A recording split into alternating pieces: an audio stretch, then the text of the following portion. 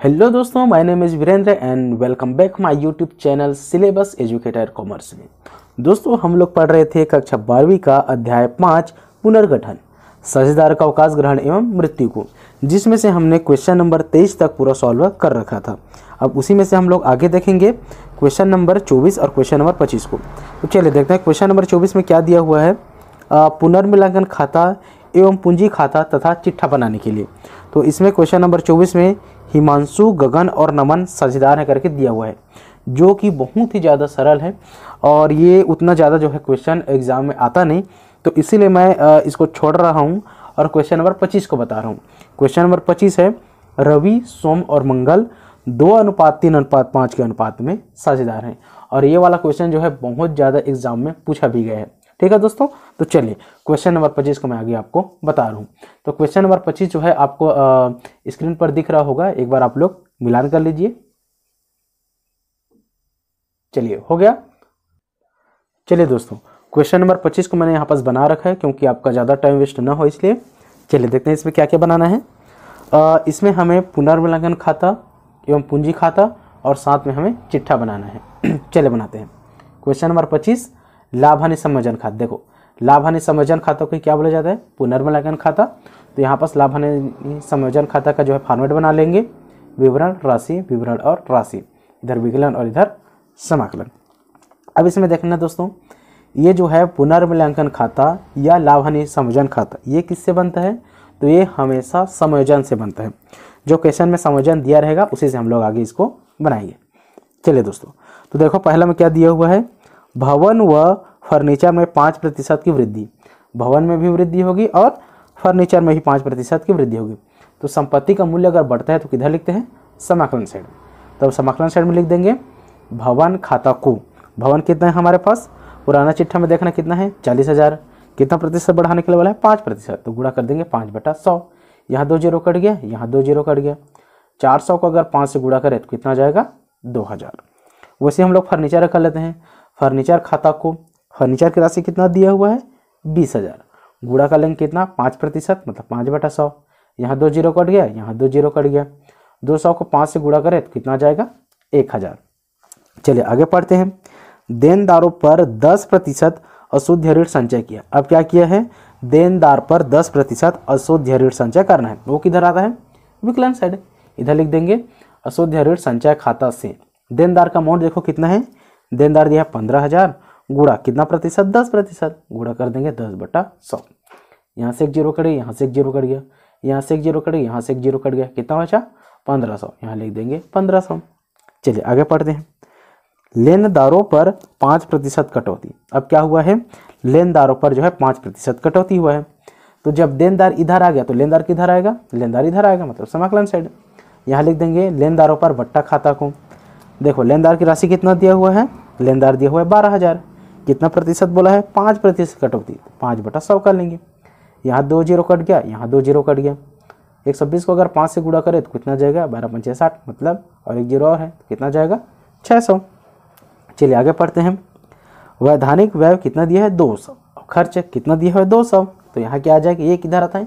विकलन साइड में। ध्यान रखना, वैधानिक व्यय किधर आता है? विकलन साइड में। वैधानिक व्यय खाता से कितना लिख देंगे? 200।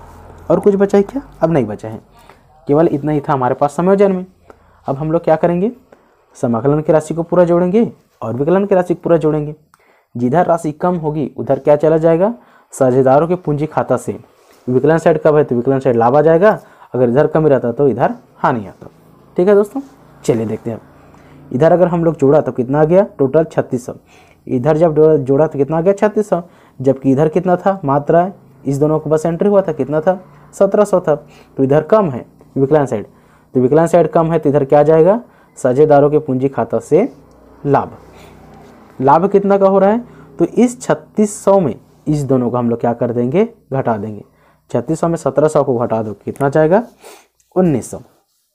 अब इस 1900 को क्या करेंगे हम लोग? जितने भी साझेदार है उसमें हम लोग क्या कर देंगे? बांट देंगे।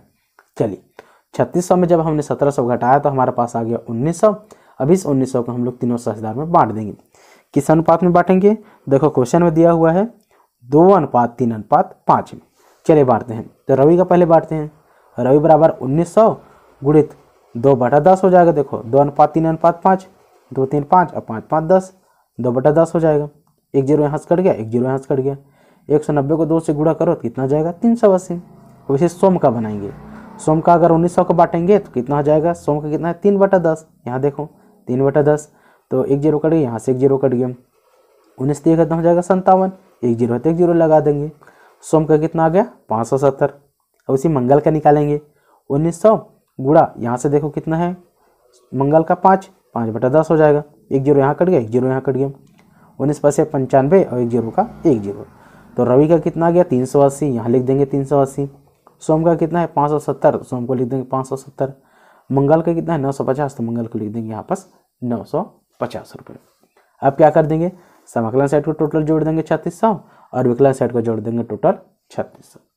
तो ये हमारा बन गया लाभ हानि समायोजन खाता या पुनर्मूल्यांकन खाता। ठीक है दोस्तों, चलिए अब इसी हम लोग आगे क्या बनाएंगे, क्या पूंजी खाता। तो यहाँ पर देखो मैंने फॉर्मेट बना रखा है, साझेदारों का पूंजी खाता, इधर विकलन और इधर समाकलन। अब इसमें क्या होता है फॉर्मेट, विवरण जितने भी साझेदार हैं उनका नाम, फिर विवरण जितने भी साझेदार हैं उनका नाम। विवरण रवि सोम मंगल, विवरण रवि सोम मंगल। चलिए अब ये कैसे बनता है, तो ये देखना सबसे पहले इसमें हम लोग जो पुराने चिट्ठा दिया हुआ है उसमें जितना भी पूंजी लाया है उसको लिखेंगे। तो सबसे पहले देखते हैं पूंजी। पुराना चिट्ठा में रवि ने कितना लाया है 20,000, सोम ने कितना लाया है 18,000 और मंगल ने कितना लाया है 16,000। तो उसी को यहाँ लिख देंगे, शेष लाया गया रवि ने 20,000, सोम ने 18,000 और मंगल ने 16,000। ये हो गया। अब पुराना चिट्ठा में ही देखते हैं, तो इसमें क्या दिया है सामान्य संचय। सामान्य संचय कितना दिया हुआ है 18,000। अब इस 18,000 को हम लोग क्या करेंगे बांट देंगे, किसमें, तीनों में, रवि में भी, सोम में भी और मंगल में भी। देखो 2:3:5 में बांटेंगे। तो 18,000 को जब 2:3:5 में बांटोगे तो रवि का कितना आ जाएगा 3600, सोम का आ जाएगा 5400 और मंगल का आ जाएगा 9,000। ठीक है दोस्तों, तो ये सामान्य संचय को भी हमने बांट लिया। अब क्या करेंगे, जो लाभ हानि समायोजन खाता से इधर लाभ हुआ था ना, ये विकलन साइड लिखा है, इसको हम लोग लिख देंगे साझेदारों के पूंजी खाता में समाकलन साइड। चलिए यहाँ लिख देते हैं लाभ हानि समायोजन खाता को, ये वाला पूरा जो हुआ था ना लाभ, इसको हम लोग लिख देंगे रवि का 380, सोम का 570 और मंगल का 950। अब विकलन साइड में क्या क्या एंटर होगा, विकलन साइड में तो अभी कुछ नहीं आया है। ठीक है दोस्तों, ये अभी नहीं आया है। तो अब क्या करेंगे, समाकलन साइड को पूरा जोड़ देंगे और विकलन साइड में तो कुछ नहीं है, तो ये जितना भी राशि है इसको इधर लिख देंगे। चलिए देखते हैं, मंगल को अब हमने जोड़ा तो कितना आ गया 25,950, 25,950। और क्या है, मंगल ही क्या किया है, अवकाश ग्रहण किया है। ठीक है दोस्तों, तो यहाँ पर जब मंगल अवकाश ग्रहण किया है तो इसको हम लोग किस में लिखेंगे, ऋण खाता में। ऋण खाता में भी लिख सकते हो या तो फिर आप रोकड़ खाता में भी लिख सकते हो। ध्यान रखना, जो भी अवकाश ग्रहण करेगा उसकी राशि को हम लोग ऋण खाता या रोकड़ खाता में लिखेंगे। तो यहाँ पर देखो 25,950 ऋण खाता करके लिख देंगे मंगल के में 25,950 रुपये। अब सोम का देखेंगे, सोम का कितना है 23,970। तो इसको हम लोग क्या नाम से लिखेंगे, शेष ले गया, जो अवकाश ग्रहण किया उसका ही नाम को बस हम लोग ऋण खाता से या तो रोकड़ खाता से में लिखेंगे राशि को, और बाकी जो बच गया उसको हम लोग किस में लिखेंगे, शेष ले गया करके।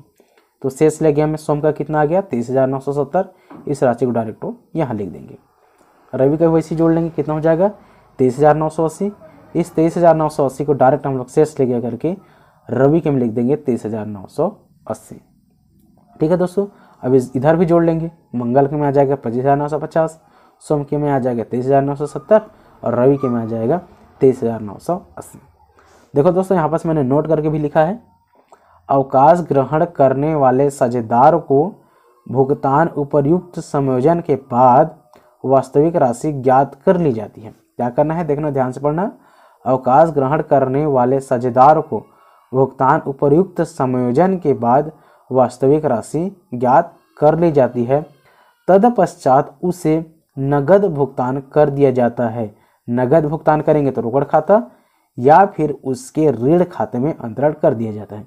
अगर नगद भुगतान नहीं करते हैं तो उसको किस में लिखते हैं, ऋण खाता में अंतरण किया जाता है, मतलब ऋण खाता से हम लिख दिया जाता है। ठीक है दोस्तों, तो ये हमारा बन गया क्वेश्चन नंबर 25 का साझेदारों का पूंजी खाता। चलिए दोस्तों, अब हमने क्वेश्चन नंबर 25 को बना रखा है। अब उसी में से हम लोग आगे देखेंगे, जो जो इंपॉर्टेंट क्वेश्चन होगा उसको हम लोग पढ़ेंगे। तो क्वेश्चन नंबर 25 के बाद क्वेश्चन नंबर 26 उतना इंपॉर्टेंट नहीं है। क्वेश्चन नंबर 27 जो है 2020 का ABC तीनों सेट में आया हुआ था। तो मैं क्वेश्चन नंबर 27 अ ब स एक फर्म सजदार है, इसको मैं आगे बताने वाला हूँ।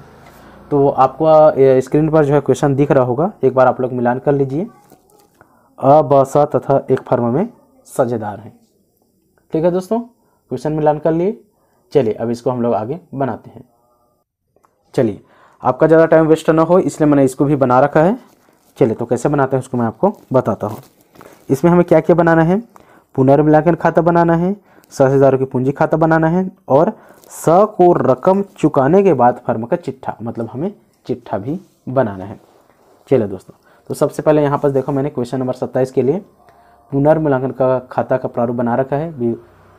विवरण राशि, इधर विकलन और इधर समाकलन। पुनर्मूल्यांकन खाता किससे बनता है, संयोजन से बनता है। क्वेश्चन में जो संयोजन दिया है उसको अपन पढ़ते जाते हैं, फिर आगे बनाते जाएंगे। तो संयोजन में देखना क्या दिया हुआ है, स्कंद मूल्य में 10% की वृद्धि की जाए। स्कंद में क्या करेंगे, 10% की वृद्धि कर देंगे। चलिए, तो जब भी संपत्ति में वृद्धि होता है तो किधर आता है, समाकलन साइड। स्कंद खाता को लिख देंगे। अब स्कंद की राशि देख लेंगे, चिट्ठा में कितना दिया हुआ है, स्कंद दिया हुआ है 17,000। 17,000 कितना प्रतिशत वृद्धि करना है, 10, तो 10/100 कर लिए। यहाँ एक जीरो कटे, यहाँ एक जीरो, यहाँ एक जीरो कटे, यहाँ एक जीरो कटे, कितना बचा, 1700। 1700 को यहाँ पास लिख देंगे। आगे पढ़ेंगे, संयंत्रों पर 5% कटौती अभिलिखित की जाए। अब क्या किया है, संयंत्र पर 5% की कमी किया गया है। तो संपत्ति के मूल्य में कमी होता है तो किधर आता है, विकलन साइड में। तो यहाँ लिख देंगे विकलन साइड में प्लांट एवं मशीनरी खाता से। देखो यहाँ पास प्लांट एवं मशीनरी खाता से भी लिख सकते हो, या तो फिर क्या बोला है, संयंत्र है ना, संयंत्र को ही क्या बोलते हैं, मशीनरी बोलते हैं। संयंत्र खाता से भी करके यहाँ पास लिख सकते हो। संयंत्र या मशीनरी कितना है, 3,000 का है, तो यहाँ लिख देंगे 3,000 गुणा कितना प्रतिशत कटौती, 5, तो 5/100 कर लेंगे। यहाँ 2 जीरो कट गया, यहाँ 2 जीरो कट गया, तो इसको जब 5 से गुणा करें तो कितना जाएगा, 150, 150 यहाँ आ गया। आगे पढ़ते हैं, देनदारों पर 5% डूबा ऋण संचय बनाया गया। तो ये किधर आता है, विकलन साइड आता है। संदिग्ध ऋण संचय खाता से देनदार की राशि कितना दिया हुआ है, देनदार दिया हुआ है 13,000 गुणा कितना प्रतिशत, 5, तो 5/100 कर देंगे। यहाँ 2 जीरो कट गया, यहाँ 2 जीरो कट गया। 130 को जब 5 से गुणा करें तो कितना आ गया, 650। उसके बाद आगे पढ़ते हैं, फर्म की ख्याति का मूल्य 12,000। फर्म की ख्याति का मूल्य दिया हुआ कितना, 12,000। आपको 31 दिसंबर 2006 को निम्नलिखित बनाना है। बस इतना ही था संयोजन में। तो अब हम लोग क्या करेंगे, समाकलन की राशि को जोड़ देंगे और विकलन की राशि को जोड़ देंगे। जिधर राशि कम होगी उधर क्या चला जाएगा, साझेदारों के पूंजी खाता से। विकलन साइड कम होगा तो इधर लाभ, समाकलन साइड कम होगा तो इधर हानि। चलिए, तो इधर जोड़ते हैं, इधर आ जाएगा 1700 समाकलन में, जबकि विकलन में कितना है, मात्र कितना हो जाएगा, 800। तो 1700 में 800 घटा दो, कितना बचा, 900। तो 900 किधर आ जाएगा, विकलन साइड में। साझेदारों की पूंजी खाता से इधर लाभ लिख देंगे, और इस 900 को हम लोग जितने भी साझेदारों में बांट देंगे। अब ऐसा 3 साझेदार हैं तो अब ऐसा 3 में बांटेंगे। तो कैसे बांटते हैं, चलिए नीचे देखते हैं। 900 को हम लोग बांट देंगे, कितना, किस अनुपात में दिया हुआ है, अनुपात दिया हुआ है 1/2, 1/3 एवं 1/6। तो चलिए यहाँ से पहले इसको तो हम लोग सॉल्व कर लेते हैं, क्योंकि कभी भी अनुपात रहता है तो नीचे जो है बराबर बराबर होना चाहिए, ऐसा वाला। ठीक है, 1/2, 1/3 और 1/6 है, तो इसको बराबर करेंगे। सब हम लोग क्या ले लेंगे, एलसीएम। तो सबका एलसीएम कितना जाएगा, 6। अब 6 आने के बाद हम लोग क्या करेंगे, इस 2 को हम लोग 6 से भाग देंगे, कितना बार में जाएगा, 2 तिया 6, 3 आया। इस 3 को ऊपर 1 के साथ गुणा, तो 3 एकम 3, बीच में अनुपात है तो अनुपात। अब इस 3 को 6 से भाग दो, तो 3 दूनी 6, 2 बार में गया। उस 2 को 1 से गुणा कर दो, तो 2 एकम 2, यहाँ अनुपात है, यहाँ अनुपात कर दिए। अब इस 6 को इस 6 से भाग दो, 6 एकम 6, कितना बार में गया, 1 बार में। उस 1 को ऊपर 1 से गुणा कर दो, 1 एकम 1, तो ये आ गया। अब देखो सबका नीचे में कितना है, 6। तो अब हम लोग क्या लिख सकते हैं इसको डायरेक्ट, 3:2:1। तो अ का कितना है 3, ब का है 2 और स का 1। चलिए अब इस 900 को हम लोग बांटेंगे। अ को हम लोग 900 गुणा कर देंगे, अ का कितना है 3, 3 बटा कितना हो जाएगा 6, 3 2 5 और 1 6, 3 एकम 3, 3 दूनी 6, 2 एकम 2, 2 चौक 8, 10 बज गया, 2 पंचे 10, 2 शून्य शून्य, ये आ गया 450। अ को लिख देंगे 450। ब का करेंगे 900 गुणा 2/6, ब का है 2/6, 2 एकम 2, 2 तिया 6, अब 3 एकम 3, 3 तिया 9, 3 शून्य शून्य, 3 शून्य शून्य, 300 को 1 से गुणा करें तो कितना जाएगा 300। इस 300 को ब को यहाँ पास लिख देंगे 300। स को देखते हैं 900 गुणा 1/6, यहाँ से 1/6 कर दिए, 6 कम 6 और 15 का 90 होता है और 6 शून्य शून्य, कितना आ गया 150। 150 को साथ में लिख देंगे 150। तो ये हमारा बन गया क्वेश्चन नंबर 27 का पुनर्मूल्यांकन खाता। अब इसके बाद हमें इसमें आगे क्या बनाना पड़ेगा, साझेदारों के पूंजी खाता भी बनाना है। ठीक है दोस्तों, चलिए तो इसको भी बना लेते हैं। तो यहाँ पर जो है मैंने साझेदारों के पूंजी खाता का प्रारूप बना रखा है। विवरण जितने भी साझेदार हैं उनका नाम, फिर विवरण जितने भी साझेदार हैं उनका नाम, इधर विकलन और इधर समाकलन। अब इसमें हम लोग क्या करेंगे, शेष लाया गया करके हम लोग लिखेंगे। सबसे पहले जितने भी पूंजी लाए हैं उसको, तो ये कहाँ से मिलेगा, तो ये जो है क्वेश्चन में देखो चिट्ठा दिया हुआ है वहीं से लिखेंगे। चिट्ठा में पूंजी खाता करके लिखा हुआ है आ का 20,000, ब का 10,000 और सा का 10,000, उसी को यहाँ पर से लिखेंगे शेष लाया गया 20,000, 10,000 और 10,000।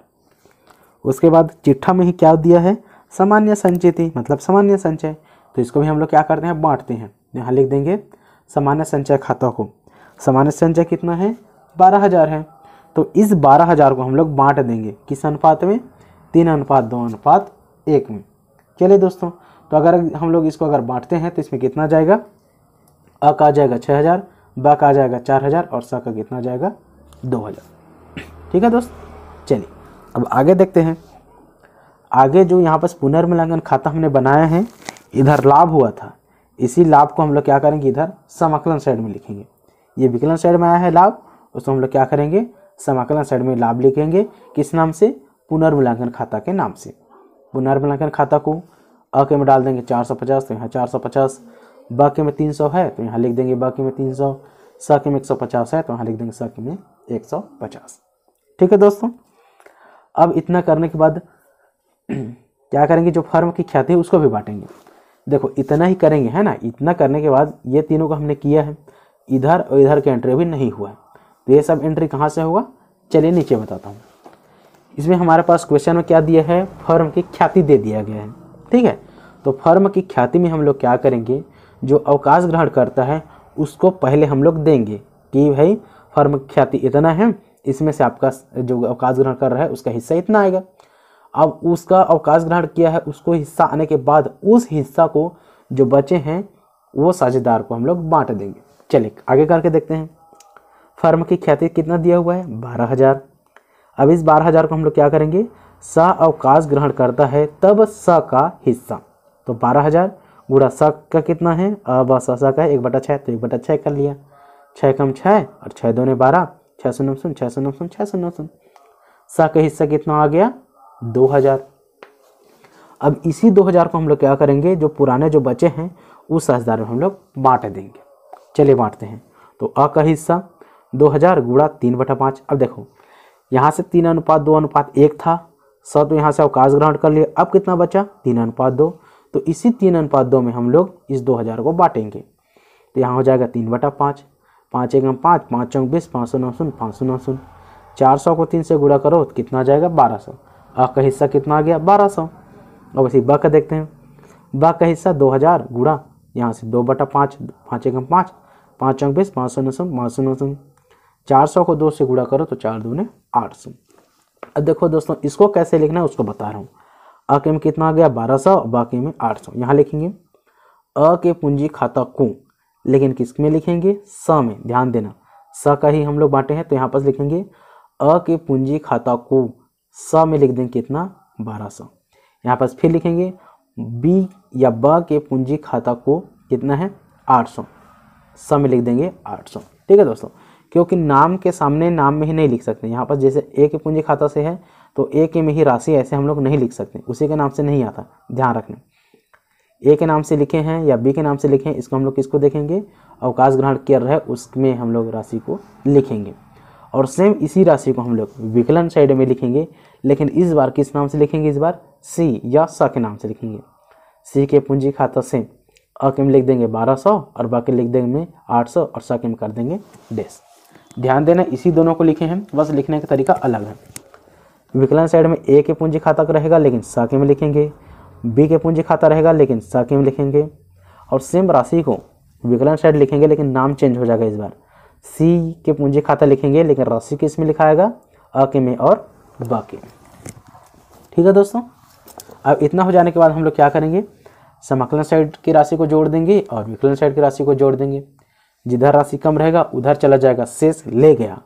लेकिन जो अवकाश ग्रहण किया है उसमें हम लोग किस नाम से लिखेंगे, या तो रोकड़ के नाम से या तो ऋण के नाम से लिखा जाता है। तो यहाँ पर जो है स को रकम चुकाने के बाद फर्म का चिट्ठा बनाना है। रकम मतलब रोकड़ दिया जाएगा, इसलिए हम लोग क्या लिखेंगे, रोकड़ खाता से लिखेंगे। चलिए जोड़ते हैं। समय अगर हमने टोटल किया तो कितना आ गया, 14,150। इस 14,150 को हम लोग किस नाम से लिखेंगे, रोकड़ खाता से, और सा के में लिख देंगे 14,150। ठीक है दोस्तों, अब बाकी जो अवकाश ग्रहण किया था उसको छोड़ करके बाकी जो है उसको हम लोग किस नाम से लिखेंगे, शेष ले गया। ब को जोड़ेंगे कितना आ जाएगा, 14,300।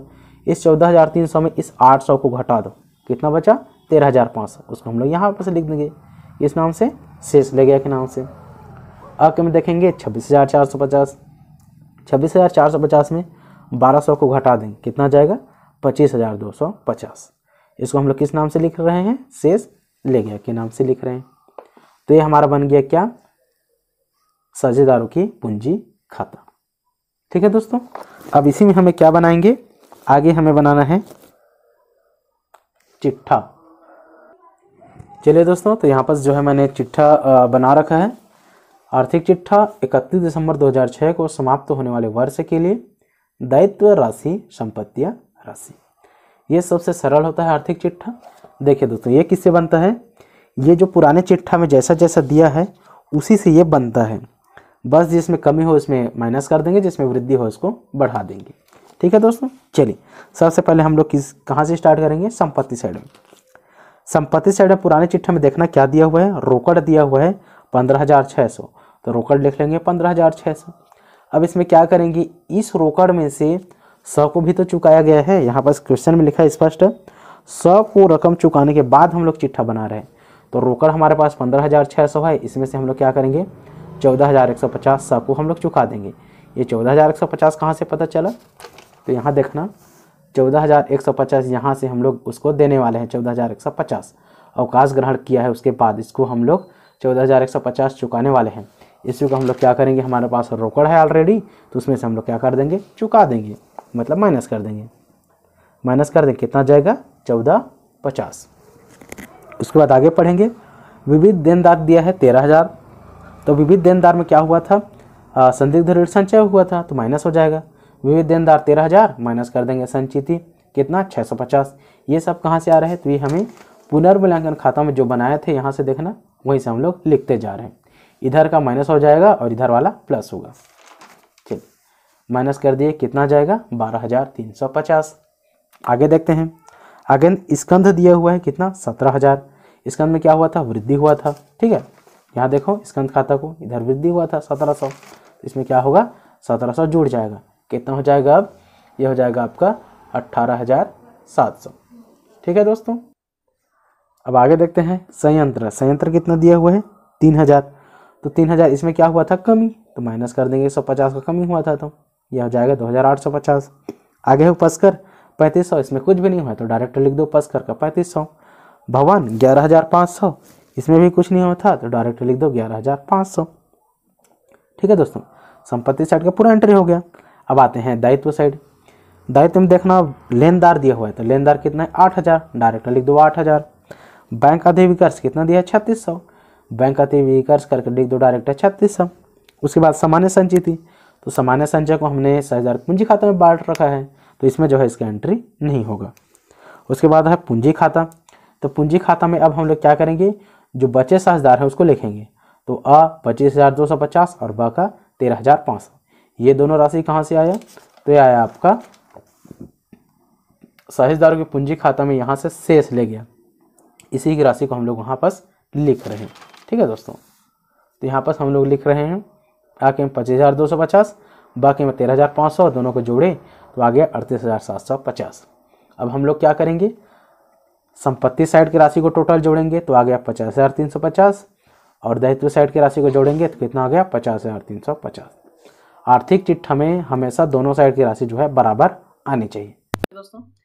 तो ये हमारा बन गया क्वेश्चन नंबर 27 का आर्थिक चिट्ठा। ठीक है दोस्तों, अगर आपको वीडियो अच्छा लग रहा होगा तो प्लीज़ सब्सक्राइब कीजिए